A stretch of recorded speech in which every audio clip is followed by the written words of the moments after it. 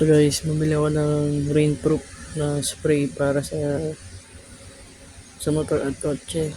Titignan ko kung legit siya. Ayan, nakita niya naman, di ba? Legit siya sa promotion nila, sa ads nila. Titignan natin kung legit ba talaga siya.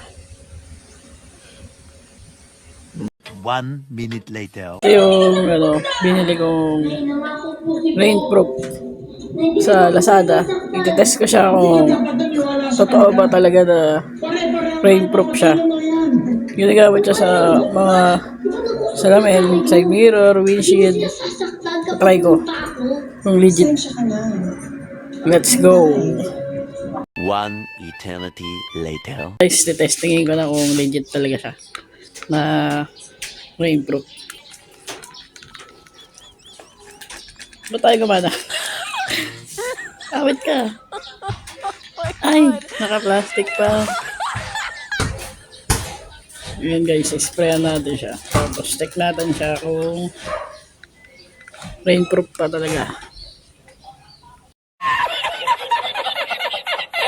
Nasan ko na yung in-apply ko. Ngayon ay titest natin kung totoo ba na rainproof siya. The moment of truth.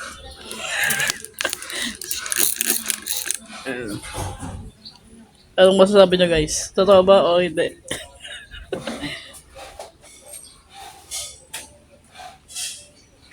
Totoo ba? Or fake news lang? Ang masasabi ko ay